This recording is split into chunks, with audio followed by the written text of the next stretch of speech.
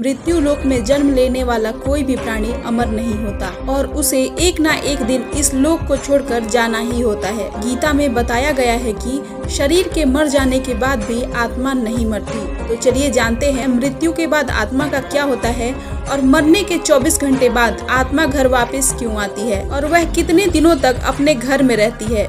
दर्शकों, इन सभी सवालों का जवाब गरुड़ पुराण में बखूबी दिया गया है। गरुड़ पुराण में बताया गया है कि जब किसी की मृत्यु हो जाती है तो यमदूत उसकी आत्मा को अपने साथ यमलोक ले जाते हैं, जहां उसके पुण्य और पाप कर्मों के अनुसार उसे नर्क या स्वर्ग में भेजा जाता है। लेकिन नर्क या स्वर्ग में भेजने से पहले व्यक्ति की आत्मा को 24 घंटे के बाद यमदूत उसी के घर छोड़ जाते हैं। यमदूतों के द्वारा वापस छोड़े जाने के बाद मृतक की आत्मा अपने परिजनों के बीच ही भटकती रहती है और अपने परिजनों को पुकारती रहती है, लेकिन उसकी आवाज को कोई नहीं सुन पाता। यह देख मृतक की आत्मा बहुत दुखी हो जाती है और जोर जोर से चीखने चिल्लाने लगती है, लेकिन उसकी चीख पुकार को सुनने वाला कोई नहीं होता। बहुत देर बाद जब उसकी आवाज कोई नहीं सुनता, तब गरुड़ पुराण के अनुसार मृतक की आत्मा अपने शरीर में प्रवेश करने की कोशिश करती है, लेकिन यमदूत के पास में बंधे होने के कारण वह मृतक शरीर में प्रवेश नहीं कर पाती। इसके साथ ही गरुड़ पुराण के अनुसार जब भी किसी की मृत्यु हो जाने पर उसके परिजन रोते बिलखते हैं तो यह देख मृतात्मा दुखी हो जाती है और वह भी रोने लगती है। लेकिन इतना सब होने के बाद भी वह यम के पास में बंधे होने के कारण कुछ कर नहीं सकती और लाचार एवं बेबस होकर अपने जीवन काल में किए गए पाप कर्मों को याद करके दुखी हो जाती है। यमदूत आत्मा को वापस लेने के लिए आते हैं तो देखते हैं कि मृतक की आत्मा में इतना बल ही नहीं रह जाता कि वह यमलोक की यात्रा को पूरा कर सके। वह भूखी प्यासी भटकती रहती है।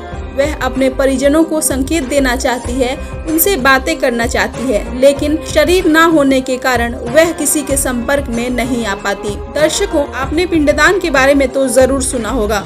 मृत्यु के 10 दिनों तक जो पिंडदान किया जाता है उससे मृतात्मा के विभिन्न अंगों की रचना होती है और फिर मृत्यु से 11वें दिन के बाद यानी 11वीं और 12वीं दिन जो पिंडदान किया जाता है उससे मृतक की आत्मा रूपी शरीर का मांस और त्वचा का निर्माण होता है और जब अंत में 13वें दिन 13वीं की जाती है तब मृतक के नाम से जो पिंडदान दिया जाता है उससे ही मृत आत्मा के शरीर में इतनी शक्ति आती है कि वह यमलोक तक की यात्रा तय कर पाती है। अर्थात मृत्यु के 13 दिनों तक जो मृत आत्मा के लिए पिंडदान किया गया है से आत्मा को मृत्यु लोक से यमलोक तक जाने का बल मिलता है।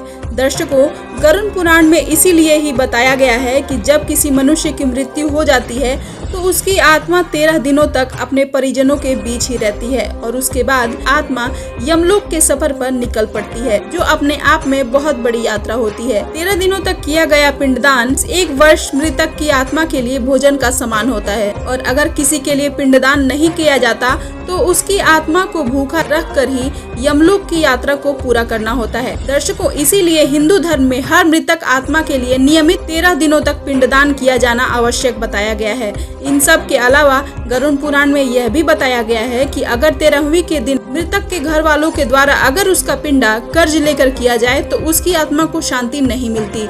कर्ज के द्वारा किया जाने वाला पिंडा मृतक आत्मा को कष्ट ही पहुंचाता है। अगर समाज का दबाव बनाकर या पारिवारिक दबाव बनाकर कोई मृतक के परिजन को कर्ज लेकर पिंडदान करने को मजबूर करता है तो यमराज उसे कभी क्षमा नहीं करते। ऐसे व्यक्ति की मृत्यु के बाद यमराज उसको तरह तरह की यातनाएं देते हैं और फिर उसे वापस मृत्यु लोक में भेज देते हैं। गरुड़ पुराण में इसके साथ यह भी बताया गया है कि जो मनुष्य जीवित रहते पुण्य कर्म करता है उसे भी यमदूत मृत्यु के 13 दिनों के बाद अपने साथ यमलोक ले जाते हैं, लेकिन ऐसी आत्मा को मृत्यु लोक से यमलोक तक जाने वाले मार्ग में किसी तरह का कष्ट झेलना नहीं पड़ता।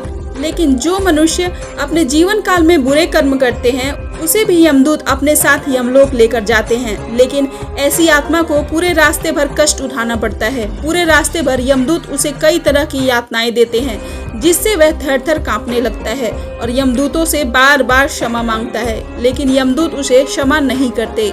इसके बाद जब आत्मा यमलोक पहुंचती है तब उसके पाप और पुण्य का लेखा जोखा किया जाता है।